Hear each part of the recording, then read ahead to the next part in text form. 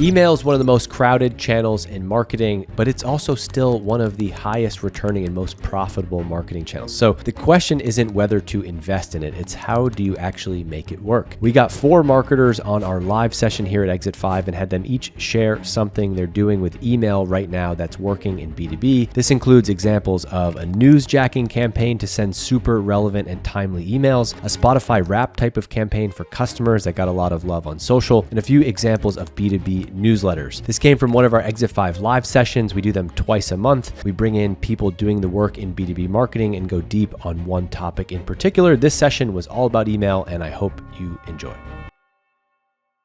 Okay. All right. Hey, everybody. I'm pumped about this turnout. We have over 1,200 people register for this session on email. Email is not dead. So we have an amazing panel. We got 4 people backstage. We did a prep call on Tuesday. Everybody showed an example of an email thing that they did at their company. And we're going to get into that today because it's really interesting. I actually just wrote about this earlier today on LinkedIn. Marketing is changing right before our eyes. And so it's like, what still works? What matters? And we wanted to dive into email for this Exit 5 Live. We do these twice a month. We try to go deep on a topic that you care about. Email is always a popular one, and I'm excited to have our group of guests here today. But before we get in, just I'm really curious. Like, your time is super valuable to me. It means a lot that you're spending an hour with us here on a Friday. So I just want you to put in the chat, like, who are you? Where are you writing in from? And then why did you take the time? Why are you taking the time out of your day to either be here for this live or watch in the future? I'm just curious. What is that? What do you want to learn about email? Is it just you're curious? These are really fun. We hang out. Email never dies. That's right, Andy. So put me in. Where are you writing in from, and why did you take the day out? Dan's the chief newsletter officer. He is. You want a CEO who can also grind on the newsletter. We love that. He keeps me honest. If I write something that's mildly inappropriate, he'll take it out of the newsletter. He doesn't edit a lot of my jokes, so it's good. Just glad to see a webinar without AI title and hype. Well, Beth, wait till you see when we do the thumbnail for the replay of this, it's going to be like, so this, for now, it's not hype. So, okay, awesome. Andrew's in Atlanta. Email's a big part of my job and always looking for ways to optimize. Catherine, lifecycle marketer in B2B and healthcare. Email still money, dollar for dollar, best return. What's new and working? Julie's in Napa. Emails are hit and miss, wondering how to improve. Chelsea, tuning in from Philly. Shout out to Philly, home of the golf tournament that I'm currently watching. Not right now. My team does a lot of email marketing, so looking for new ideas. Awesome. Connor's in Farmington. This is great. Oh, really good. People love email. I love email too. I got my first start in email working at Constant Contact back in the day. So, all right, we got, I did my housekeeping. No more nonsense. So one of the best parts about doing these is the chat. So I want you to put your questions in the Q&A, but as we're going through, you're all marketers here too. Add your comments, opinions, ask questions in the chat. I've asked all of our panelists to hang out. So after they present, they're going to be in the chat. So they'll have time to go through any of the questions that you might have during the session. And then at the end, we should have 20 minutes at the end where we want to bring up our crew, and me and the crew, we will take all of your questions. We'll just kind of go around the horn and see who has email advice for you. But first, before we get into today's live session, I want to give a quick shout out to Knack. Knack is one of our longest running sponsors at Exit 5.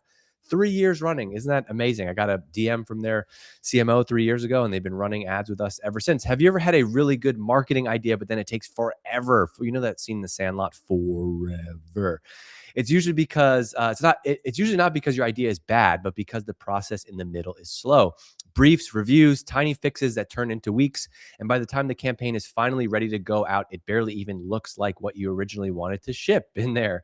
Knack fixes that campaign creation gap. It's a purpose-built email and landing page platform that lets you build on-brand campaigns without code, collaborate and improve everything in one place, and use built-in AI to get a first draft out there faster. They also just launched an MCP server that connects your Claude or ChatGPT directly to their platform. This is feeling like the future of marketing for sure. More marketers working out of Claude. You can describe the email you need in your AI, and automatically it will build the email in Knack with your brand rules intact. No broken HTML, no manual cleanup, no back and forth with a developer.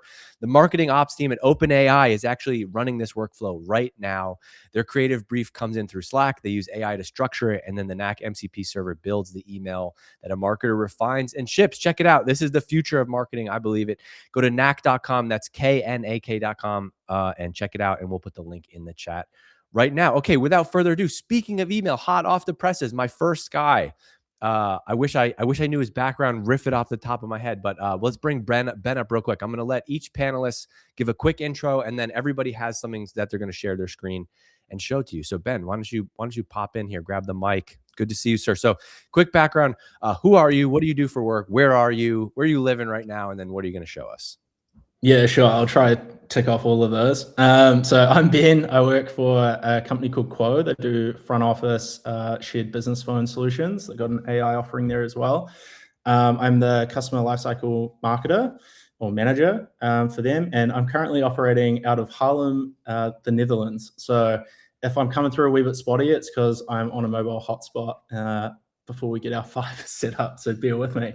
You're good. Netherlands, one of the best trips I've ever been on. Highlight of my life was going out there. I'd love to make it back, especially this time of year. Beautiful. All right, you got the mic. So what are you going to show us? You had I think you were the guy that had this kind of interesting take on the end of year campaign.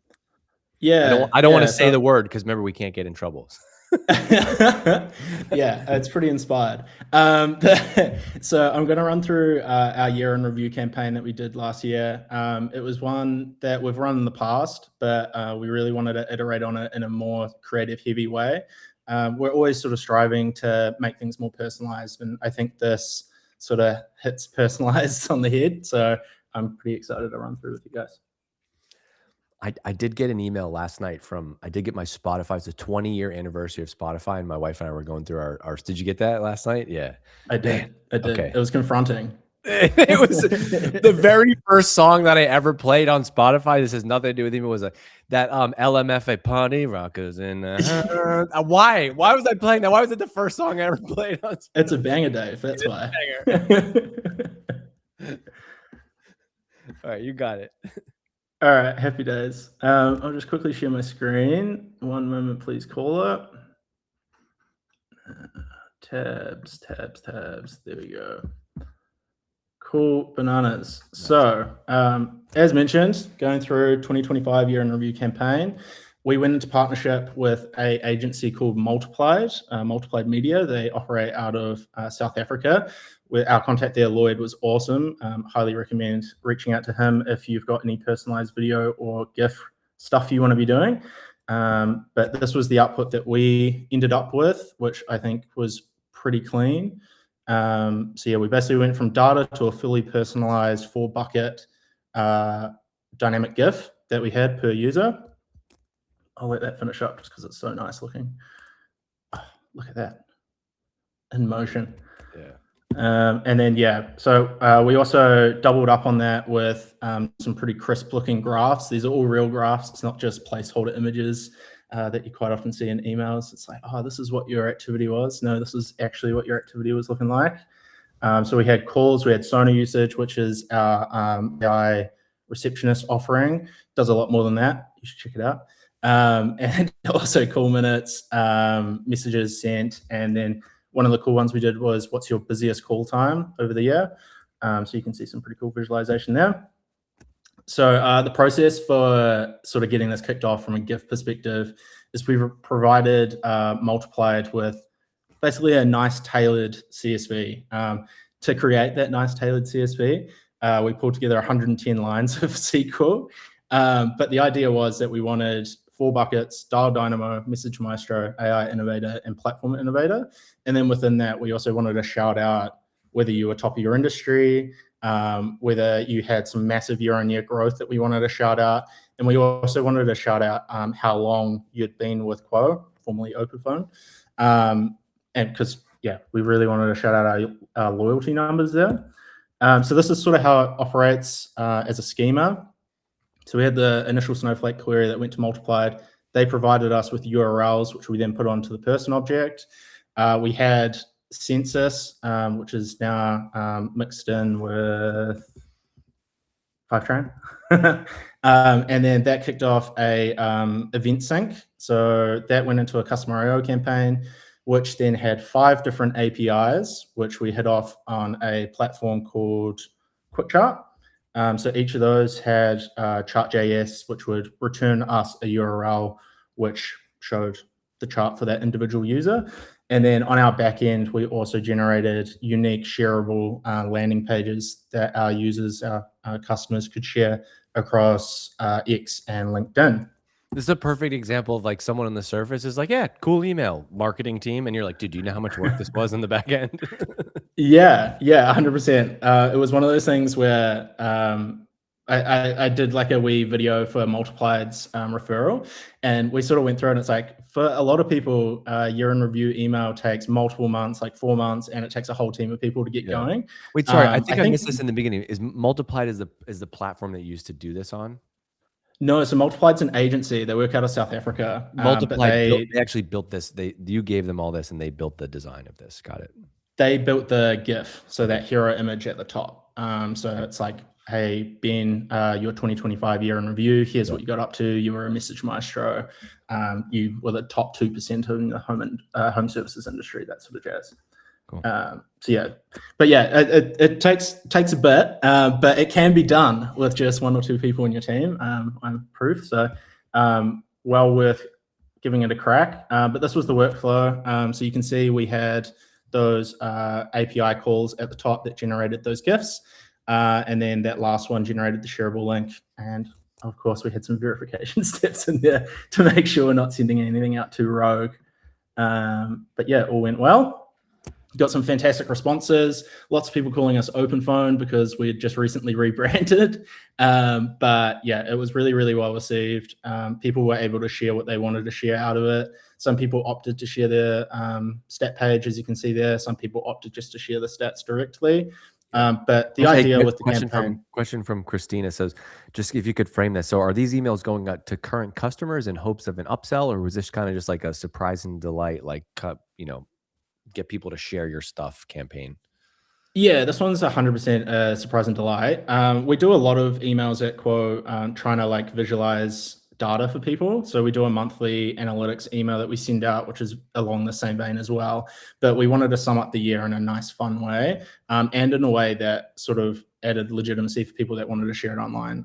A lot of people's businesses are like pretty black box. So it's quite nice for people to share online. Hey, actually, we had 50,000 call minutes come through, or we had 8,000 calls this year. This is a massive improvement over last year. These sorts of stats add sort of credibility to small businesses. So we wanted to provide that. So all the like the link that someone shared, did that actually drive traffic? Like, did that give you a personal page? And so was there like some type of viral loop from this? Like, I get the email, I'm going to go brag about my stats and then share it. Like, I see everyone's kind of sharing this link here. Yeah, absolutely. I think it was less of like a SEO and sort of trying to get people on site push, and more of like a social awareness thing, because all of these all tagged in Quote as well. So we got a lot of just sort of cross-pollination there, which was quite nice. I don't have the stats on how many people landed on the web pages, but we got a really decent click-through for something that's quite personal. Like, a lot of people don't want to share their stats. Like, it can be a bit close to the chest in terms of business. Other people obviously do for the aforementioned reasons, but we got pretty good engagement just off that as well. And who was the person that you were sending this to, like in the business? Who would be receiving this? So we did this to owners and admins. So you get different roles within Quo. You can get invited on as invited users, and you can have different permission sets within this. But we wanted it to represent the people that were really sort of seeing the analytics within the platform, that were responsible for setting up different feature sets, those sorts of things. So owners and admins is what we targeted. Do you have more slides, or should I keep interrupting you? I have some questions. Interrupt me, man. Okay. Interrupt me. So I just have a couple questions. Like, so number one, I think obviously a bunch of us like, okay, this is cool. Like, how did you pitch how do you talk about the success of this to the company as to, like, why this was a good play for marketing to run? Yeah, I don't think it's a hard sell with email. And I think that's one of the benefits of email, is that it's very low cost. Obviously, we had to pay the agency, but to be fair, like, it was a fairly reasonable rate. And they're pretty well set up. So they do ongoing campaigns. They do a whole bunch of different stuff. So it's well worth the money on that front. But yeah, like, in terms of getting buy-in, I don't think there was anyone in the company that was like, why are we doing this? It's just on the face of it a good idea. It gets buy-in, gets credibility, as a cool thing that people can share more eyes on Quo. Okay, got it. My two notes back to this is, number one, I think this just shows, like, for marketers out there, how important getting like product. If you have a company that's enabling you to get product data. Like the product data can also often be the best like ammo for marketing. And so it's clearly you were given the freedom to like, let's use this for ammo. And I love that. In the absence of news, I think great marketing teams can kind of manufacture a reason to go and talk about their product and talk about the company. And in this case, you said, hey, everybody's been using our product. Let's use the product data. So I think that's a great example of that. Like, I like the idea of like, look internally, like, what do we have? What can I just use inside of the four walls of the company? I don't need, Gartner to write about me or something. We can go create our own little micro news cycle. And I thought you did a cool job of that. You know what? This should have been like a contest exit. We should have had a prize. I'm like rating all these in my head. It's okay. And then the other thing, and Hannah kind of said this in the chat. This is why everyone wants, like we were joking about marketing, and this is why everyone wants everything yesterday. Marketing doesn't take any work, just to wave a magic wand in about 5 minutes per project. And obviously that's a joke, but what made me think of is like we're now in the era of like, because AI has commoditized everything. This is almost like the 10x content version of email, right? It's like if you're sending out kind of like shitty transactional emails all day, no one's going to stop. But you actually put the time and put the effort in to make something that was worth opening and worth reading and worth sharing. And the result is like you get a lot of shares and you get lots of people talking about you. And so I thought this was a good example of like a 10x type of email play, as opposed to like, let's just, send an email out, blast an email out to our base, right? Yeah, 100%. And I think like you can leverage AI, like the things I'm thinking about for next year, right, is using AI to further personalize what we provide to our agency. So like we have recently provided four buckets, but you could provide 60 buckets. You could provide personalized insight on what the themes of their calls were. You could do a whole bunch of different stuff. So with AI, the world's your oyster. Cool. All right, Ben, we're going to send Ben back to the background and he'll be in the chat. There's a couple of questions in here. Like you should pop in and answer the questions from Hannah and Cool. a few others in the chat after this. And then we'll pull up Jana. She's next. And I think she's going to talk about newsletters, a topic near and dear to our heart. We love newsletters. Hi, Dave. Hi. I thought email was dead. Who does it? Why bother with a newsletter? What are you going to show us? I'm going to show you that a newsletter, especially in B2B audiences, is probably the most slept on channel to build trust with your audience. And I think we forget about building trust in B2B because we're just kind of like, we just need to land customers, we need to send emails, but trust is so hard to build up. And I think a newsletter is one of the best ways for someone to do that. All right, show us. All righty. So I'm going to share my screen real quick. Sweet. Okay, so I'm Dana.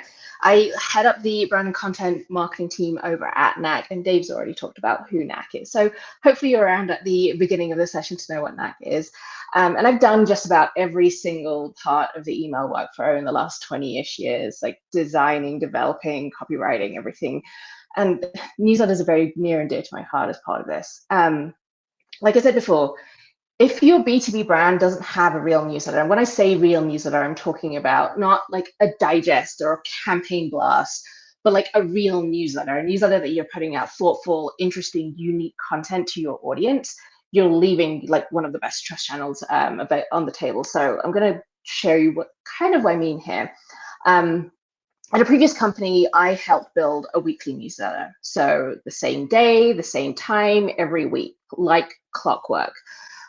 Each issue was written by a different person on our marketing team. So we had the demand gen lead writing one issue, the content writer writing another issue, and our brand designer writing another issue. You get the idea. We had like multiple people involved in this one weekly newsletter. And I think there are really three big reasons it worked, and one operating model. And I think that operating model is what we often forget about when it comes to running a newsletter that all made all of this possible. So I think the first thing was cadence. And this is the one that nobody really gives credit to when it comes to sending a newsletter. Just showing up in the inbox at the same day, the same time, every single week. We kind of treated it like an old school TV show where you have to tune in at a certain time. I'm not talking about Tuesdays, 11 a.m. Eastern time, but we had carved out exactly like which time is going to work for our audience. So even on the weeks that people didn't open it, that name in the inbox still showed up, and it's a touch point. Marketing sort of teaches us that you need like a stack of touch points to land a customer. So my argument is, even if you can't actually like track and count that someone has seen your newsletter and your brand in their inbox, I tend to think that that is a touch point that counts. So that was like the one thing. The cadence is, I think, the most important part about running a newsletter for your organization. And also a lot of times we default to only doing things that have like selfish benefit to us. Like I have an offer I'm gonna email. I have a campaign. I have a promo. I have a follow up. And it's like I like a newsletter because it kind of gives you a reason to stay top of mind, but it's not based on a transaction. It's not sign up for this webinar, click on this thing, do this thing. It's like, hey, I want to give you something useful to read, and I'm going to show up in your inbox, for good reason every week type of thing. Exactly. You're not just shouting at your audience because you want something from them. You want to give them something for free that is going to help make their lives easier, their jobs easier, what they do on a day-to-day basis easier. So yeah, absolutely. I think, and that kind of segues really nicely into the second point that I want to talk about, and that's the trust part of it. So every single week we packed the newsletter with the most useful content we could find. So it was a combination of our thoughts as individuals, as marketers, as people at this brand. And when I say useful content and thoughtful, unique perspectives, I really mean that. I don't mean just like throwing a link in there saying, hey, this is really interesting. It is the writer actually saying, hey, this is really interesting because X, Y, and Z, and this is why it matters to you. So that kind of thought process and the curation process behind what we were putting in the newsletter was what really sold the value of it. Because readers of newsletters want more. They want more than just like something to read. They want to know why they need to spend 5 minutes of their day really reading this.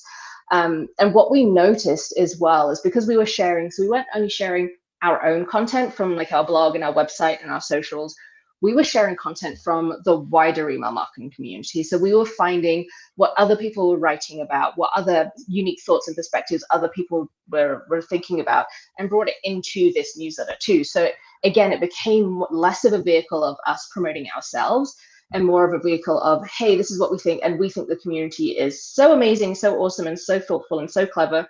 We want to raise their kind of like value in the community as well. So, and because we started doing that, we noticed some really cool things happening. So people started replying back to us, and I don't know, like I've worked in email for a really long time, and yes, you get the really negative reply of like, this email sucks, I'm unsubscribing, blah, blah, blah. There's always one guy, all caps to me. Always. How did I get on your list? And my favorite thing is to go show him, well, actually, sir, Yes. You converted on this landing page 6 weeks ago.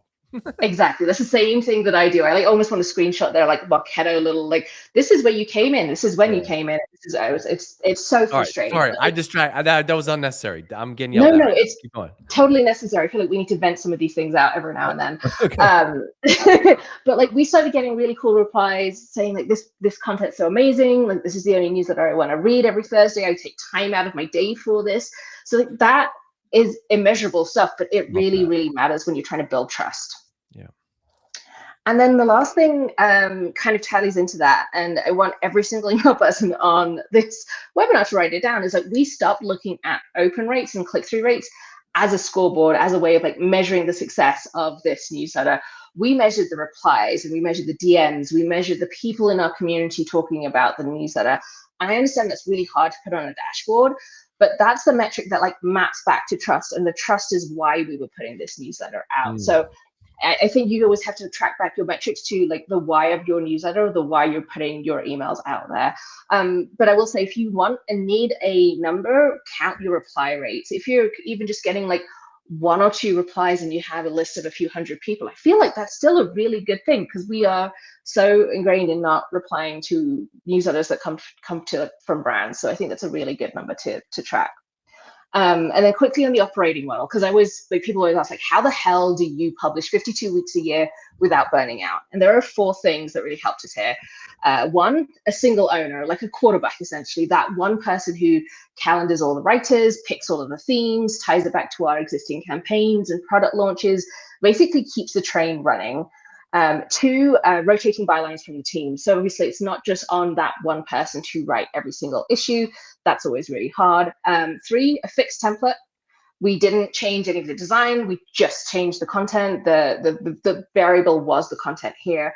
And the 4th one is we work like 2 to 3 weeks ahead of time, always. Like the week of panic is real, and you always have a million different things trying to juggle as an email marketer. So I think that working ahead is always going to be really helpful. And the quarterback, the one who's owning all of this, is the one who really feels all of that. So I would say, like, pick a day, pick a time, pick a quarterback, rotate your writers. And I think newsletters are just a brilliant tactic for B2B marketers.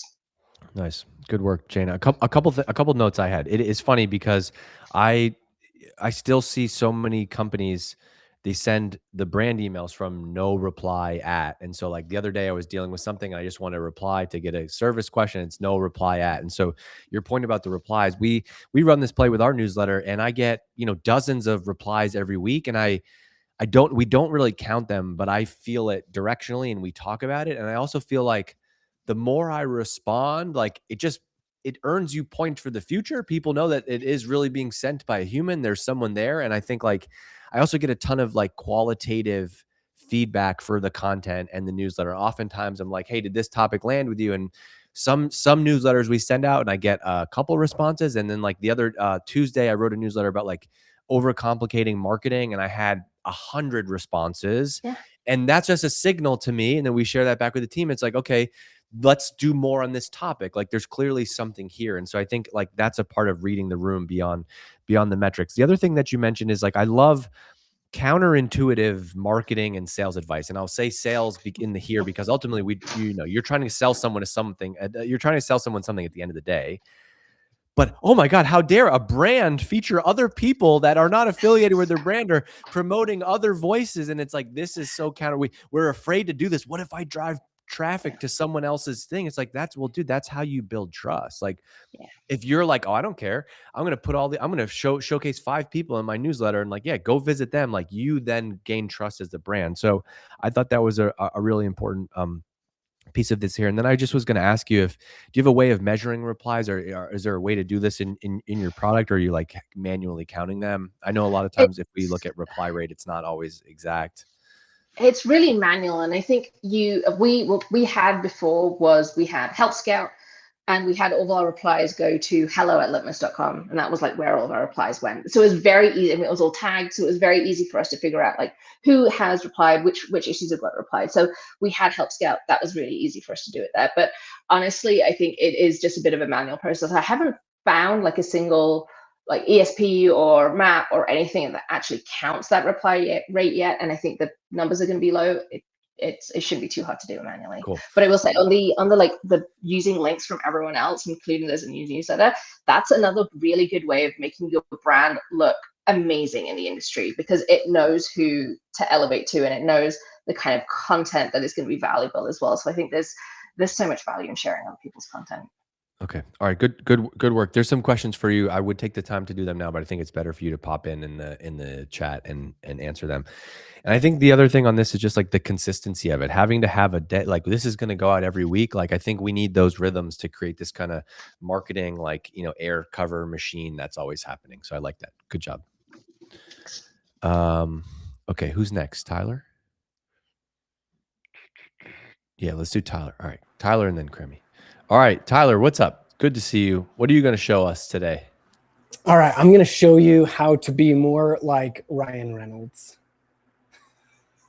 I'm into that. Let me get some of that. I'm into that. All right. So a little bit of background. I run Hypermedia Marketing. We work with B2B brands, both service providers and software service companies with really long sales cycles. And so one of the challenges that we've always experienced with email marketing is how do you keep, if your sales cycle is 12 months long or 18 months long, how do you keep your subscribers engaged with you over time?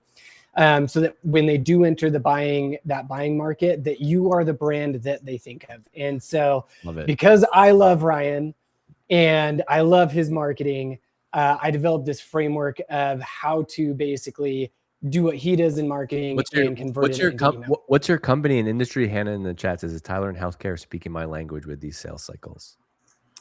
Yeah, so it's Hypermedia Marketing is my company. Okay.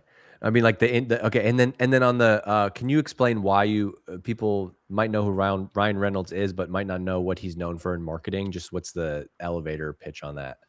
All right, so the elevator pitch, or at least what I'm going to show you that I've always admired about Ryan is really has a unique skill of seeing something that is trending online and taking that trend and fitting it within whatever he is trying to market and make it super relevant for the audience. And so he's basically, I call it, like, I've always heard it be called like newsjacking, but he's basically taking that trend, fitting it within his business to ethically steal attention from whatever the trend is. Nice. And point it onto his company. I love the newsjacking idea. Nice. Good. Okay. And we've made a really simple process to make this really easy to do. So I'll share my screen and we can jump in.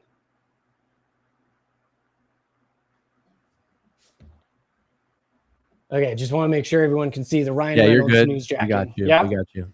Great, perfect. So here's the deal. So what is newsjacking and what have I seen Ryan do? So something starts trending on the news or on social media, and usually within hours, Ryan has published a reactive ad that plays directly off of that trend. And so what happens is there's massive engagement because it felt current, it's unexpected, it's relevant. And the principle that I've seen and how it applies to long sales cycles is relevance plus speed typically equals more attention, right? And so what makes it work is it's the timeliness, it's the relevance, and it's the speed. So many brands oftentimes will miss this window because trends don't stay trends very long, right? Especially with TikTok. Things are moving very, very fast. But then there's also, like, the process for this is often manual. Like, you need to see the trend. You need to understand how the trend can fit within your business. And then you have to figure out the angle and the review process to get that actually published. And then usually by the time you send the thing, right, the conversation's gone. It still might be relevant, but you've missed the window of time that makes it relevant and will drive action. And so we built this system that collapses that timeline into a very, very short window of time. So the 5-step system at a high level is this. We use an alert monitoring tool. You can use Google Alerts because it's free. There's a bunch of other tools that you can use. Like, we've used Alert Mouse by Rand Fishkin before, and that one works awesome as well. But the idea is you need a way to monitor these trends very quickly. And then you need AI. We're using AI to help us digest these trends very, very quickly, right? From there, the AI is scanning for primary and secondary topic angles for email marketing, right? And then AI will also build the briefs. And then it delivers us the briefs, and we basically choose, okay, we like this angle. We know that this is going to be highly relevant for our audience. It hits the pain points that we want to hit, and then we approve it, and then the AI system will write it, design it, and basically get everything ready to send in under an hour. So the first way that we do this, right, going a little bit into Google Alerts, if you've never used it before, for every client, we research and we configure specific keywords specific to their niche, specific to their audience, specific to who they are trying to talk to. So sometimes that's job titles, things like that. Keywords you can see will cover examples, industry topics, regulatory updates. We love regulatory updates, and then trends, right? And it delivers either a daily or a weekly digest of everything major that's happening in there. And so we're just getting this. Right? We don't have to do much of the research. Yep. Okay, I got you. So step one, get the alert set up. Number two is how are we going to use AI to monitor the inbox? Yep, exactly. So we have a specific folder that all of these emails flow into. We have a system that's directly connected to that. And so as the new email comes in, AI is scanning that digest. And so we don't really have to manually review anything. It's clicking through to actually, read, quote unquote, through that. What's doing that? What are you using to do that? So we're using Claude for that. And then we have a routine or a scheduled task that pulls in, and it's just constantly scanning that inbox for new emails. Cool. Good idea.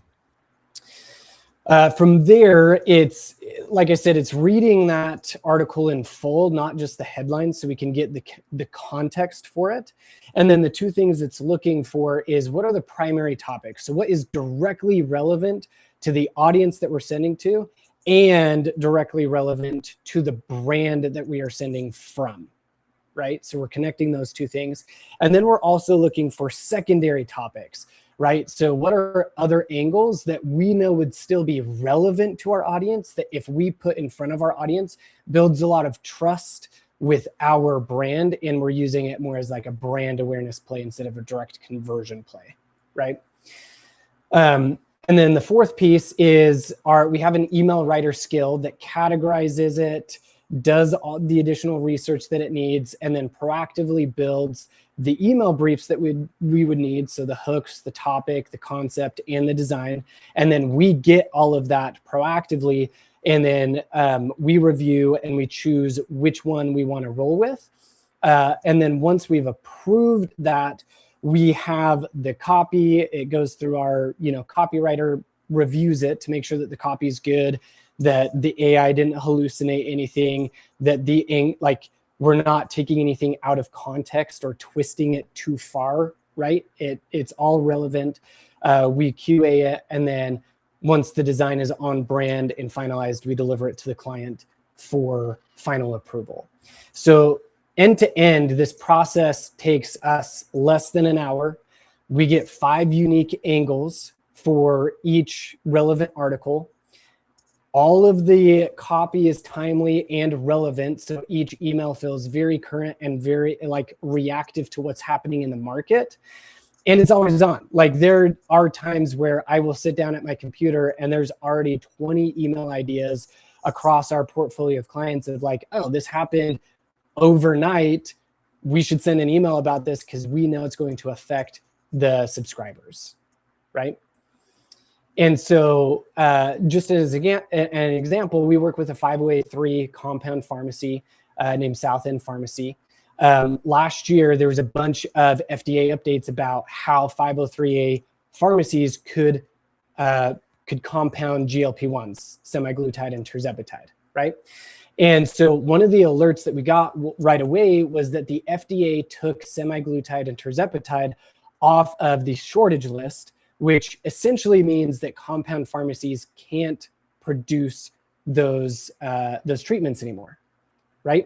And so what we were able to do is we were able to track that OFA, it's a compound pharmacy group. They actually started to sue the FDA for basically breach of process. They just kind of jumped into removing semaglutide and tirzepatide off of the shortage list without going through their normal process of ramping it down.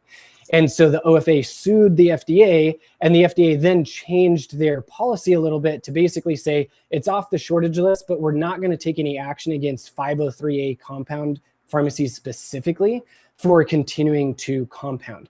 And so literally within an hour of this happening, you can see the example email on the left of what's happening, who's suing who, and very clearly what we are doing about it. We're still compounding, we're still compliant. You can still purchase prescriptions through us. Nothing has really changed for you. We're actively monitoring this. You can see the article that we used to write the email. And then the main CTA for this was to reply back to their account manager if they have questions or they have concerns and things like that. And so because we were able to move so quick on this, we ended up getting a 67.3% open rate. We had just over a 4% reply rate of people either saying, yeah, I want to hop on a call to go through this a little bit more deeply. Or we had people saying, this is great. They do so much. Let us know what the updates are. It was a huge trust builder for South End Pharmacy. And then our unsubscribe rate was very, very low because this was super duper relevant to providers, right?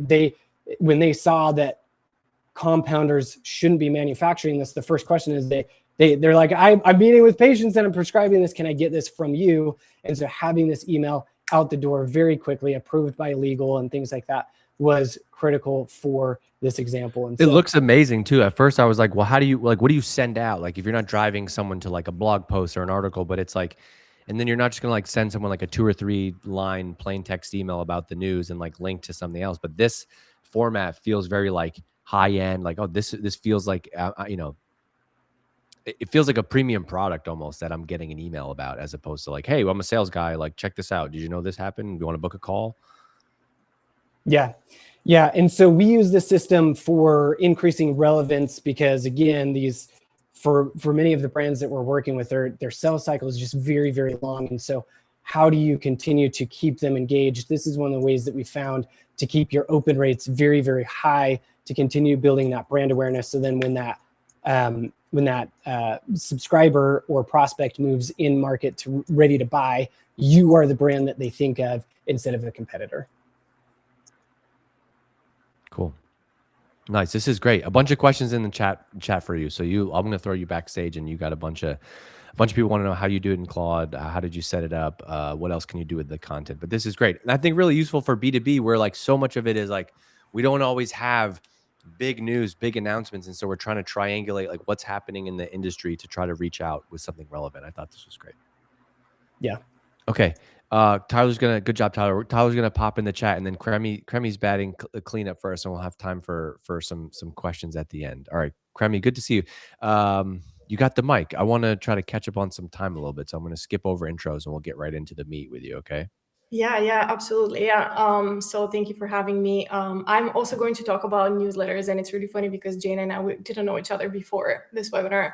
But it's very interesting how our experiences are very similar, and everything that we've seen with newsletters in B2B specifically, I also agree that they are absolutely slept on. So yeah, Kremi here, B2B content and growth marketer. I'm in-house. I'm working in-house as a conversion copywriter right now, but I have been a fractional email marketer for B2B brands before as well. So here I want to share a couple of insights from email work that I've done for 2 B2B brands recently. Didn't get the memo about the slides, but I will share a sample a little bit later. I just want to kind of walk you through, what I did, what happened, what the results were first. So one of the brands is a smaller brand that had basically a dormant list of a little under 10,000 contacts when I started working with them. And they were sending, occasional sales sequences, but nothing really consistent beyond that. And the other brand is a large enterprise B2B brand with over 100,000 contacts. And they were actually doing the opposite. So when I joined, they were sending, many emails, but they were basically like the short conversion focused style emails with the purpose of, driving traffic to events, getting people to download new content pieces, stuff like that. So for both of these brands, we introduced newsletters. But what was interesting was that this kind of like this decision, it played out differently for both brands. For the smaller one, introducing a newsletter meant kind of going from sending almost no emails at all to sending emails consistently every week. And for the bigger one, it meant basically the opposite, slowing down, reducing the number of emails, and diversifying the type of content in those emails.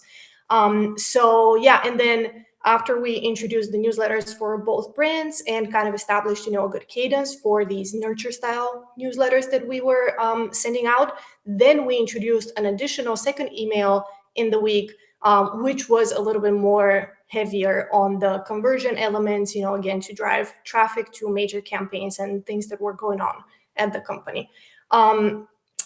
Again, similar approaches, completely different companies. The results were great across both brands. For the first one, we maintained consistent 40 to 50% open rates with, about 2 to 3% click-through rates.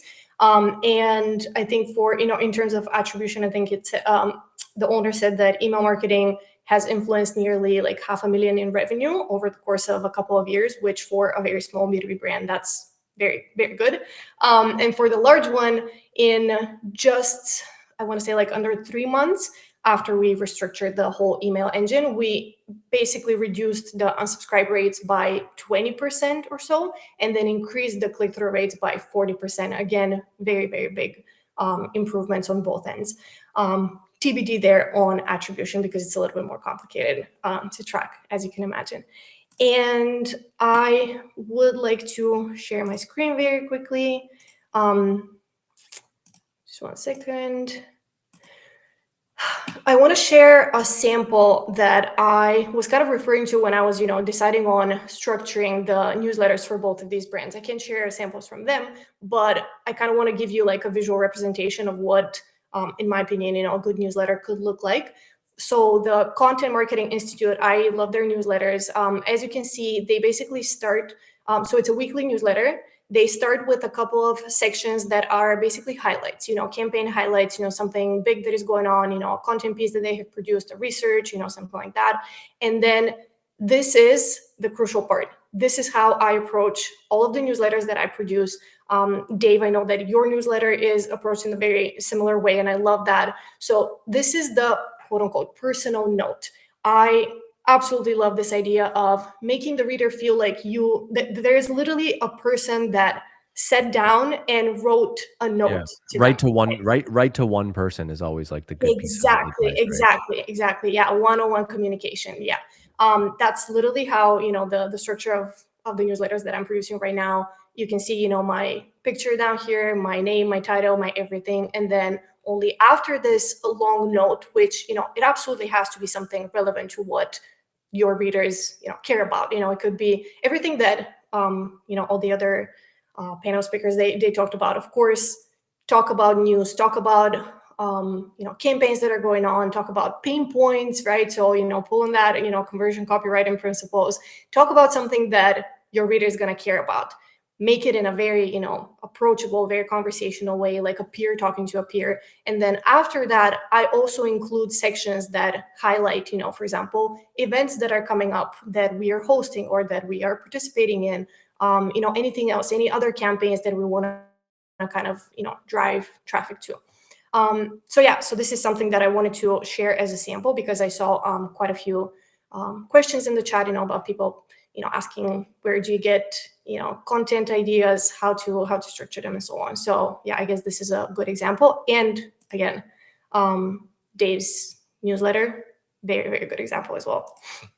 Love that guy. Yeah, yeah, me too. So yeah, anyways, these are kind of like my two examples that I wanted to share about these two brands.